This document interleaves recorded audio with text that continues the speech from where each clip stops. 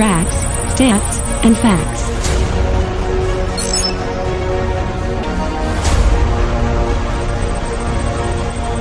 www.enterthedome.com.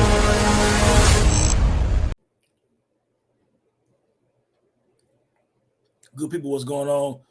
Welcome to episode 12 of the Dome Podcast.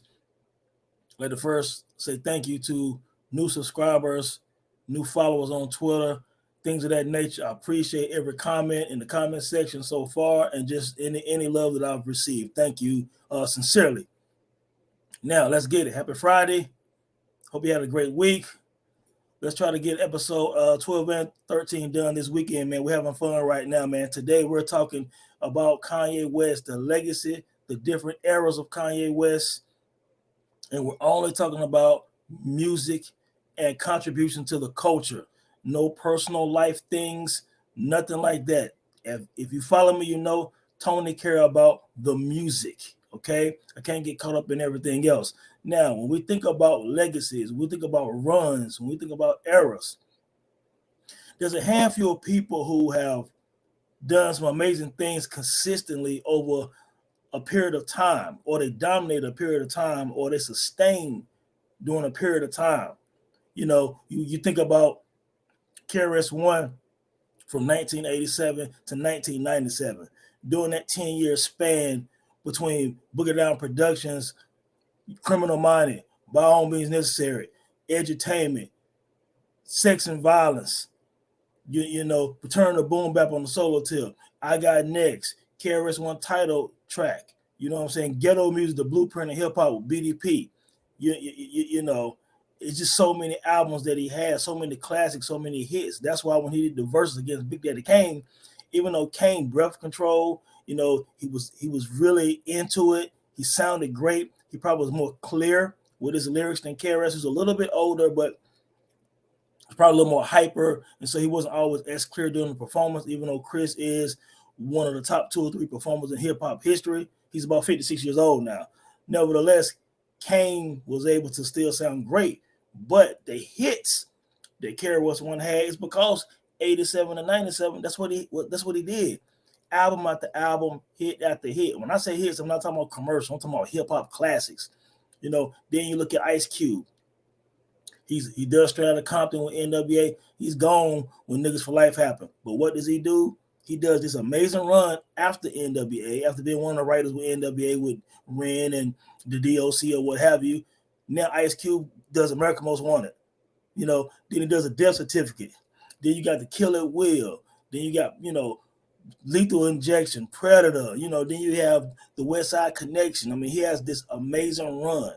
And during his run, you still had the rise, of course, of NWA, Public Enemy, the Tribe Called Quest, the whole Native Tongues, you know, and things of that nature. It's all going on during Ice Cube's run. Not About Nature, Redman, you know, all of these different acts. Shifting back real quick to KRS-One, during his 10-year span, think about 87 to 97. He's starting out with the golden era of Rakim, Cool G Rap, Big Daddy Kane, Slick Rick, who was a monster at the time. Great Adventures at one point was like the album in hip hop, you know, right after It Takes a Nation a Million. So Public Enemy as well. And then KRS-One goes right on into the early 90s, you know, and then to the mid 90s almost, because 97 is when I Got Next came out. And the MC and all these tracks was monstrous, but he survived Biggie, Pac, Jay-Z, all of these guys too. You know what I'm saying? So KRS-One survived all that. Ice Cube survived all that. Ice Cube was even surviving when the Chronic dropped. You know, when Dr. Dre dropped Chronic, and then the year after that, Doggy Style, and they're just killing hip hop. But on the low, Ice Cube is still making amazing music, classic albums, and then he goes into the West Side Connection. That doesn't happen with everyone. You know, Jay-Z at some point, when he was talking about On the Blueprint or something like that, about 6-7 straight summers. You know what I'm saying? Like, you could guarantee that you're going to get a dope Jay-Z album every year. So he was still giving you dope albums when Pun blew up, when DMX was a monster in 98 with 2 albums. You know what I'm saying? And, you know, just how Outkast with Aquemini, and even surviving all 3 Outkast albums. Well, 2 of them, because Aquemini dropped in 98, ATL is in 96 when Jay-Z officially dropped Reasonable Doubt. But I'm just saying, it takes a lot to be able to survive the power of other people coming in and their popularity and things of that nature shining, but you're still consistently, dropping amazing music. Those are some examples. And so, since we're talking about Kanye is an MC and he's a producer. So we're going to talk about both and the eras that he had. He had his own time period. You can almost say Kanye West had like his little Stevie Wonder classic period, and we'll get into that in a few minutes. But so on the producer side, we think about DJ Premier and his run in the 90s, really kind of starting with the early Gangsta albums leading up through mid to late 90s, when he did work with, of course, Biggie, Jay-Z, Nas, J. Rue the Damage, the Group Home album, just so many different MOP. I mean, Primo's list is very, very long. He might have the most extensive list of hard hip-hop joints. You know what I'm saying? So you got this whole run that Primo had.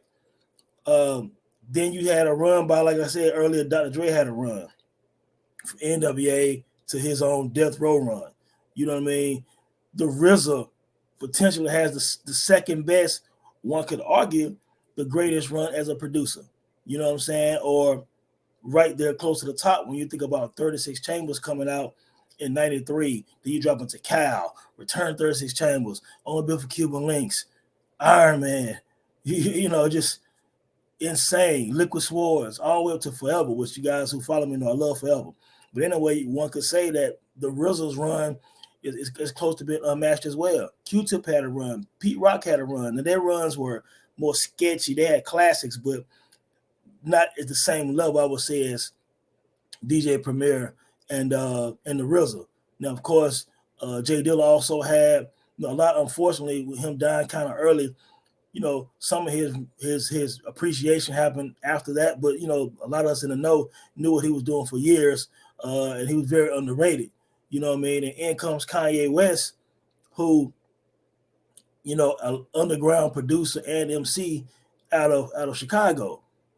Being influenced by No ID, who had done all of those albums with Common, starting out as Common Sense, of course. You know who Common is, Rashid.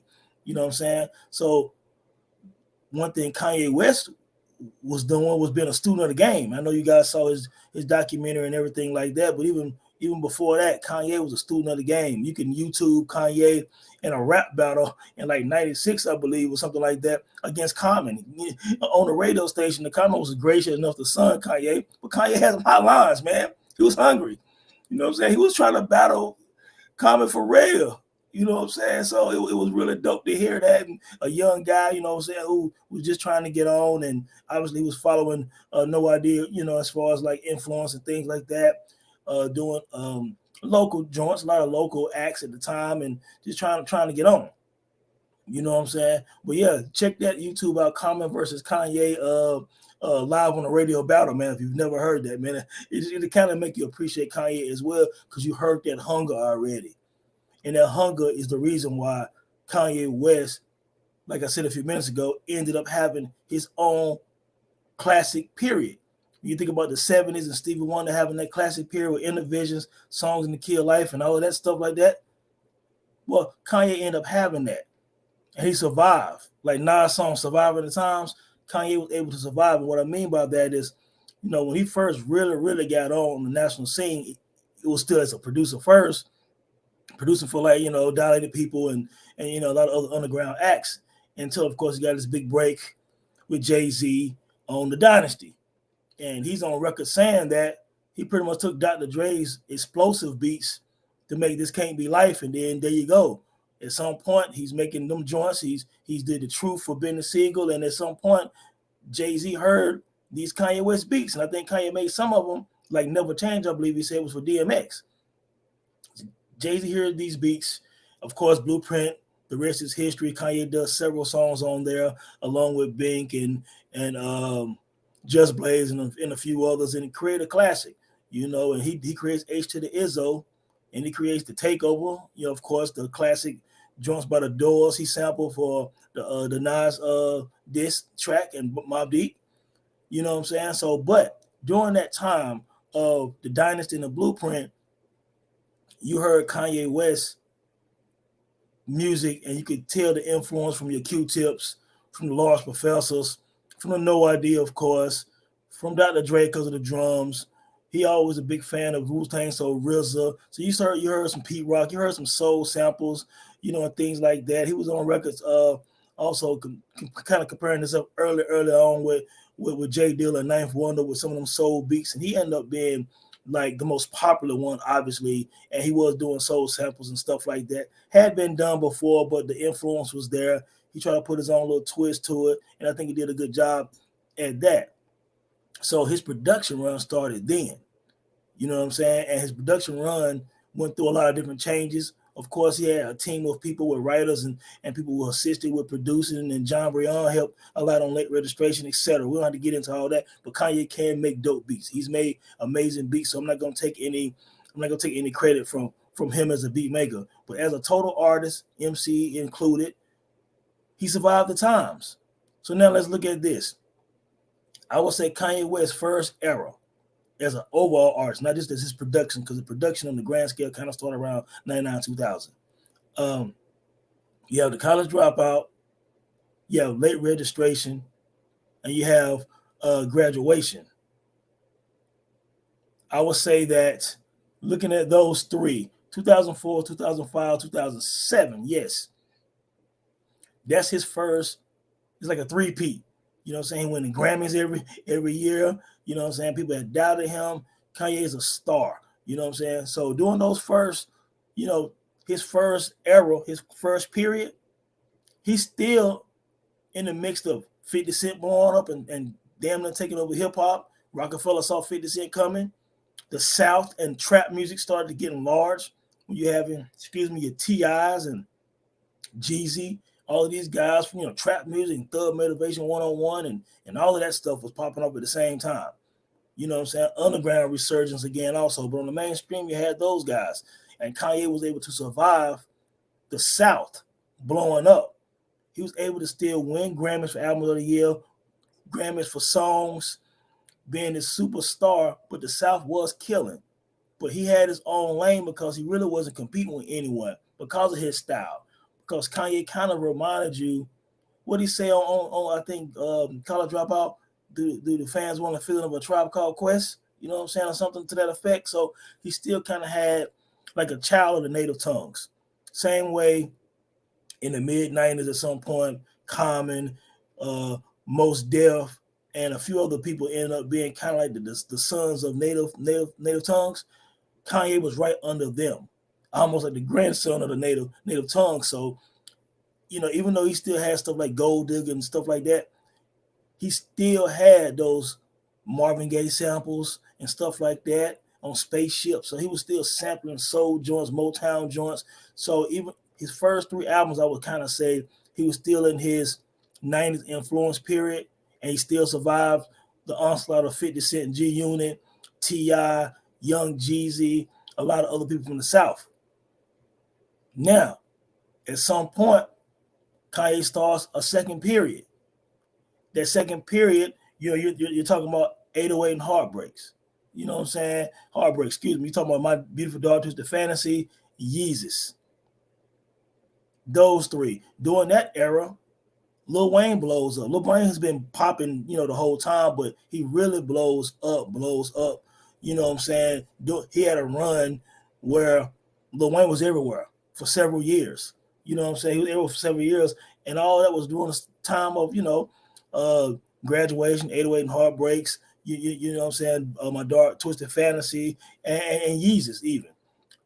So that whole era, it was kind of dominated to a degree by Lil Wayne, but once again, the South was still large, and Kanye was kind of still there in the mix, dropping platinum albums, dropping Grammy award-winning songs and albums, you know what I'm saying, things of that nature. So he still survived a second wave, and at the same time, he's influencing people. You can look at like when J. Cole emerged at some point, when he did the song False Prophets. I love song False Prophet. See, he jacked that Joey Badass joint for Waves. You know what I'm saying? And he had said something about looking up to him and stuff like that. Everybody know that J. Cole was talking about Kanye West on False Prophet. You know what I'm saying? But nevertheless, during Kanye West's second run, now Kendrick Lamar's emerging. Section 8 and Good Kid, Mad City, it has dropped. You know what I'm saying? J. Cole is now a star. He's rocking. You know what I'm saying? Drake has emerged. And so during the Lil Wayne era, Drake era starts to come at the same time. Then comes Nicki Minaj, you know what I'm saying, Future, and all these other people starting to emerge. But at the same time, Kanye West is still influential. He's still really outdoing a lot of people. You know what I'm saying? At least on the critically acclaimed side, he has at this point, 3 or 4 or more critically acclaimed albums. Some people will say 808 shifted hip hop and music. Some will argue that that kind of started with CeeLo Green debut album, and then that went into influencing Andre The Love Below. The Love Below, excuse me, and then into 808 and Heartbreak. Some people can say T-Pain's era or his time he was hot and helped to influence 808 or what have you. But nevertheless, Kanye was still being innovative. My Beautiful Dark Twisted Fantasy coming out to 808 was just, it was epic. He went back to the time damn like Michael Jackson when he did the Thriller video leading up to the album. Well, Kanye had these videos, you know what I'm saying? The dark fantasy video, like a movie. He did several joints like a movie. He kind of did some, very creative videos as well on 808. You know what I'm saying? Now this leads into 2013 and Yeezus. You know what I'm saying? Now he's going somewhere else, but he's still competing. Now that's 2 eras right there. I can still go Life of Pablo, 2016, Yay, Jesus is King, and Donda. That's his 3rd era. So now we're talking about 3 eras right now of Kanye. So Kanye now is still surviving Amigos. Drake is still hot. Rick Ross. We can keep on going. So as you can see right there, when I referenced Stevie Wonder, when Stevie Wonder was doing this classic period, I posted on Twitter probably about a year ago, the 5 or 6 albums that Stevie Wonder dropped in the 70s. You know what I'm saying? And if you look that period up, it's called the Stevie Wonder's classic period. But at the same time Stevie Wonder was doing that, Isaac Hayes was there. Barry White was there. Marvin Gaye actually had a classic period also that kind of got slept on by certain people. And I posted Marvin Gaye's classic period. So Marvin Gaye and Stevie Wonder both had a classic period in the 70s. Well, Kanye West, during the middle of several other people having major runs in the 2000s, you can say that Kanye had 3 different runs. The first wave of the college dropout, late registration, graduation runs. Then he becomes a little more innovative with the 808, Dark Twisted Fantasy, Yeezus. During that same time on Dark Twisted Fantasy, he does the collaborative Watch the Throne with Jay-Z. Even though Jay-Z had moments and times, in the mid-2000s, Kanye was right there. And one could say that Kanye West outperformed Jay-Z on Watch the Throne. Excuse me, good people. I said that when I first heard it. I didn't love the album, but it was epic because of the impact and Niggas in Paris, which I don't like that song. I don't like the title either, but it was huge. But Murder to Excellence and a couple other joints on now. It had joints, and Kanye was definitely, I think that Jay-Z was just freestyling and just kind of gliding through, having a good time and looking at it like, well, yeah, definitely not the MC that I am, so I'm just going to kind of glide. And that's what he did. I think that Kanye had something to prove, and he was murking on Watch the Throne. To me, more energy, better energy than Jay-Z. Of course, he didn't necessarily out-rap him lyrically, but I think he outperformed overall as an artist on that joint. But that's the second wave.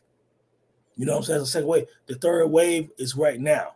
I feel like Life of Pablo, Yeezus, Donda music is my least favorite era of Kanye, but him doing these big stadium presentations of releasing the album, the choirs, the performances, the Sunday church performances, and things of that nature.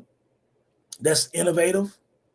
That is different. No other artist has done that. So even though this is my least favorite era of Kanye, his third era musically, he's definitely continuing to shine and continue to show the creativity, the passion, and stuff like that in his own way. You know what I'm saying? So how many other artists you could say? Now, some of the other people I named earlier, I don't want to say that their runs were different. Like if I say KRS-One had a 10-year run, most of it was kind of spread out. But Kanye's was compacted like 3-6-9, like nine projects, for example. I'm just using 9 as the number. He had this moment, then he had another moment, then he had another moment. There wasn't really a big break in, even though, of course, we're not talking about any personal issues and challenges, but in the midst of all that, Kanye didn't have any big breaks. Let me give you an example. 2004, 2005, 2007, 2008, 2010, 2011 with the Watch the Throne, 13, 16, 18, 19, 21, and then 22 will be the follow-up to the Down to 2 this year.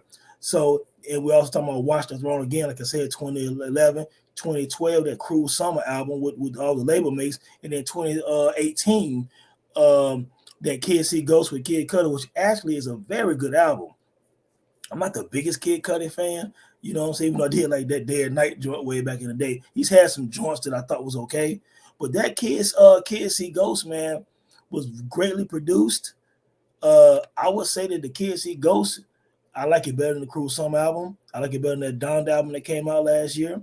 I like it better than Jesus is King. I like it better than Ye.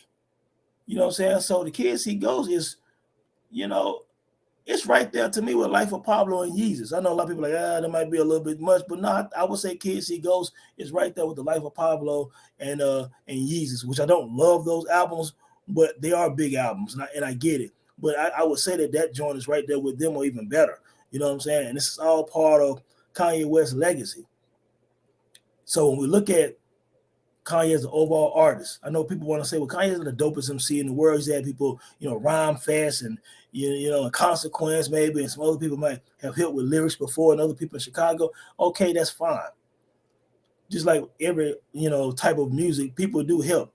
People have helped some of your favorite and greatest MCs with hooks or a word here or there. It didn't have to be a verse or writing on a song, like the full song, but writing credit is writing credit. You know what I'm saying? So I'm just talking about as a total artist, Kanye West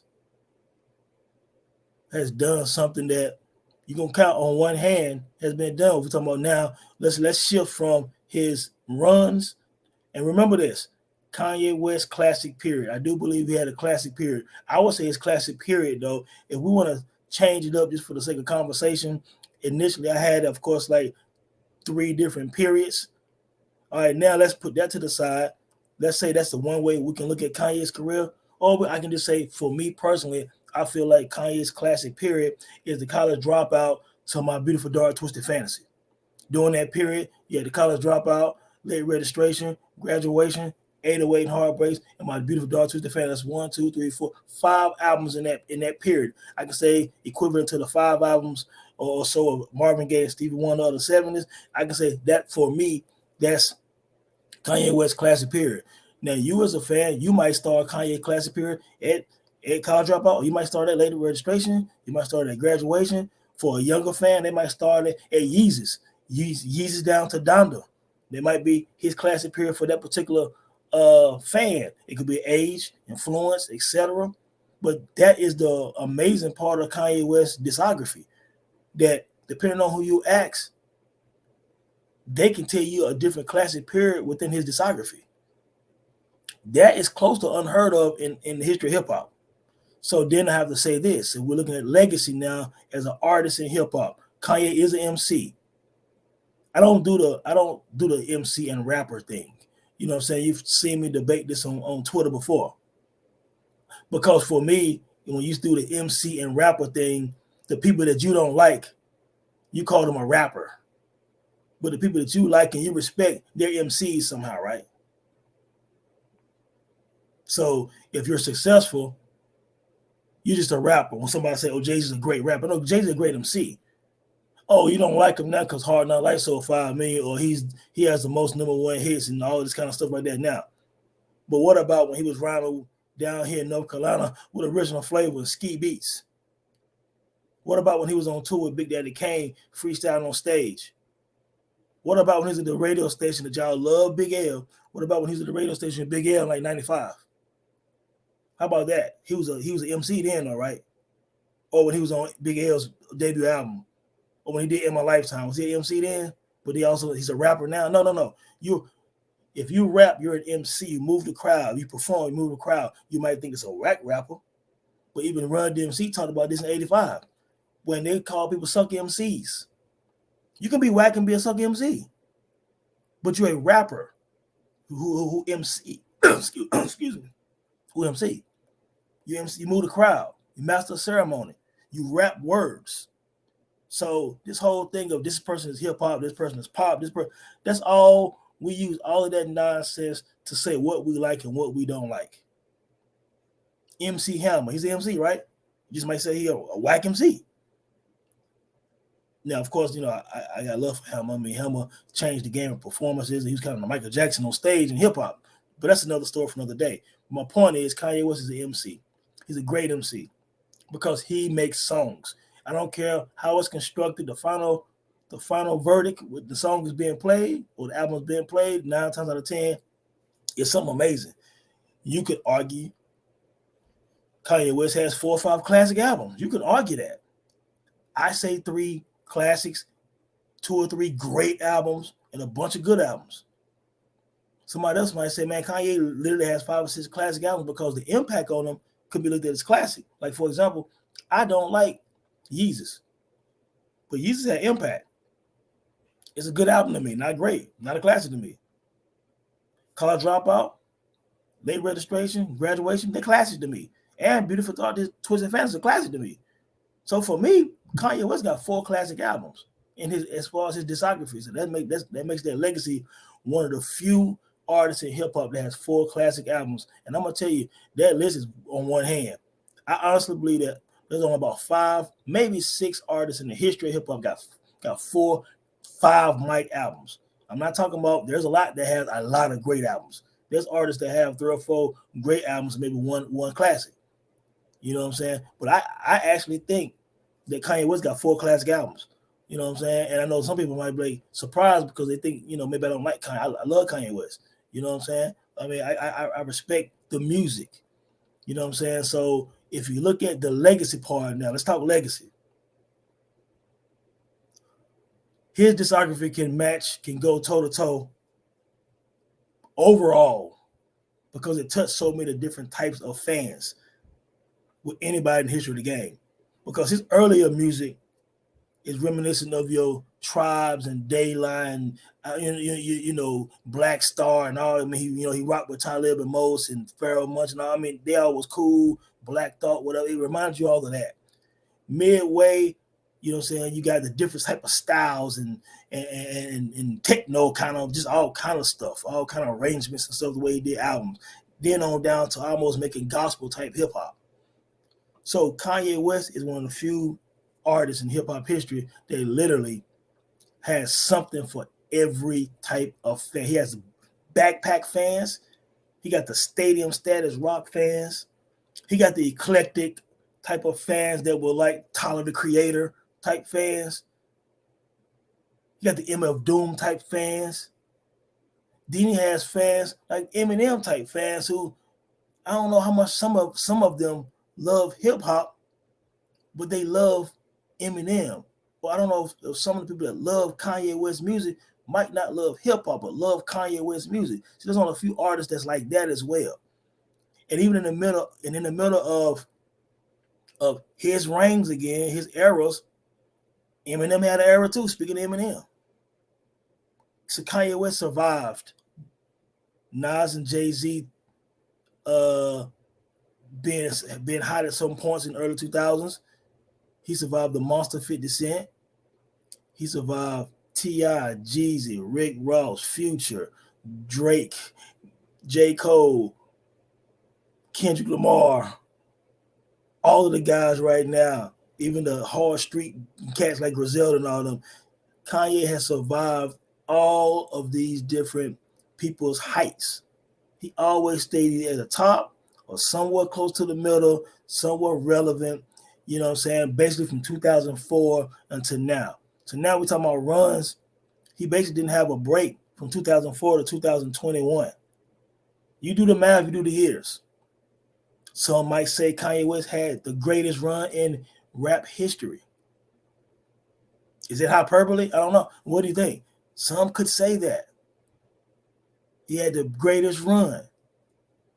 I'm going to say he has a top 5 run ever in the history of hip hop. Now, when I say top 5, it can be anywhere from 1 through 5. I need to think on that some more. Maybe that'll be something that when I release this video, we can talk about that in the comment section or on Twitter. Does Kanye West have the greatest overall, most eclectic, most brilliant discography in the history of hip hop? I think that does deserve conversation. As an overall artist, I believe that Kanye West could be number 1. I'm not talking about the number 1 MC. No, he's in my top 50 MCs list, but he's not in my top 20 greatest MCs. Greatest hip hop artist, he's in my top 5, maybe top 3. You can add, you can name LL Cool J, Jay-Z, Kanye West, Outkast, maybe Kendrick Lamar. We're talking about overall artists. Kendrick Lamar might have been able to pass Kanye by now as an overall artist, but he just don't have enough work. I mean, yeah, he has some classic albums and some brilliant albums, but he just doesn't have the discography that Kanye West has. So he can't be ranked above him. LL Cool J's run was epic, legendary. He survived the times. He survived the Fat Boy, Houdini, Curtis Blow era, you know what I'm saying? And of course, the early days, beginning days of Def Jam, all the way through, still making Mama Said Knock You Out in the mix of Rakim, Coogee Rap, Karis One, all those guys reign on to making Mr. Smith in 1995 and having, you know what I'm saying, Who Shot You and 4321 and still being able to make dope music in the midst of Wu-Tang, Nas, Biggie, Jay-Z, Pac, and everyone like that. Then on in the 2000, Love You Better and stuff like that. You know what I'm saying? And when he's still hot while Nelly and Ja Rule and them hot. You know what I'm saying? So you can look at LL Cool J 1985 to like 2000. You know what I'm saying? So Jay-Z, I mean, for whatever reason, recently Jay-Z been getting a little extra hate. You know what I'm saying? But nevertheless, overall hip hop artists, you're probably looking at Jay-Z, LL Cool J, and Kanye West. You can put them in any kind of rank you want to. Those probably are the 3 greatest just artists. Now, if you add an Outkast as a group, they're right there as well. And what they've done has been nothing short of amazing. That'll be a topic for another day in terms of discussing the South having something to say. You know what I'm saying? But Kanye West is right there. His legacy is one of monumental stature. You know what I'm saying? What do you guys think? You know what I'm saying? What am I missing anything? Does Kanye West have an era to you where he was dominant? Does he have a Stevie Wonder, Marvin Gaye classic period like I was speaking about? How many classic albums does Kanye West have to you? We're not even talking about his production credit, because then if that's unfair almost. Because if I list in Kanye's production credit plus his multiple albums and projects, then you might have to say he's the overall most prolific artist in hip-hop history.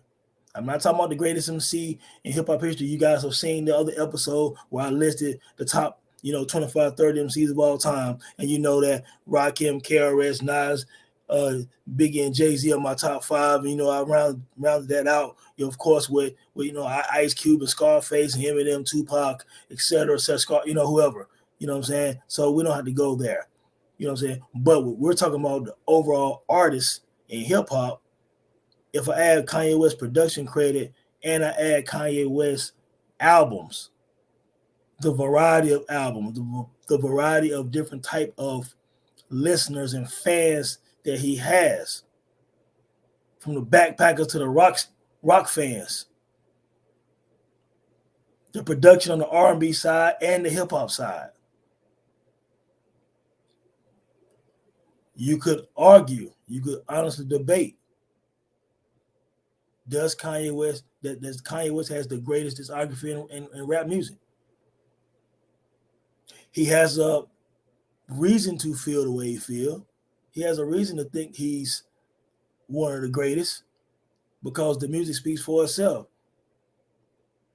You know, his influence is massive, but he was influenced by the greats of the 90s. He's influenced by MCs. I think that Kanye takes hip hop serious too. He raps hard. Go back to that freestyle I told you about, his freestyle battle against Common from like the mid 90s or something. You can listen on YouTube. He was always very serious about his lyrics. Even when people were trying to clown him, he felt like he was gonna be something. He felt like he had something. You know what I'm saying? And you could tell he studied the greats. He recently said on Drink Champs that he felt like Nas was ordained to be the greatest MC. You know what I'm saying? And, you know, he said that, of course, Common said that, and a couple other people called him the Golden Child and felt that way too. So maybe he was studying some Nas joints. Speaking of Nas, I want to say that he did a ghost production with Derek Dida Angeletti, the Mad Rapper. I think Kanye did Papa Was a Player. It ended up being on the Lost Tapes 1. The real Lost Tapes, not that Lost Tapes 2 track. But anyway, I think Kanye did the ghost production on that. You know what I'm saying? So he's been in the mix, just trying to get on, man. And boy, I tell you, when he got on, he really got on, man. You know what I'm saying? So, you know, you have to appreciate his legacy. Put all the shenanigans aside, and like I always say on Twitter, it's about the music. You can consider Ye. Now, looking further into that legacy, in the last, let's say this is give it a 20-year period. In the last 20 years, has Kanye been the most important person in music, period?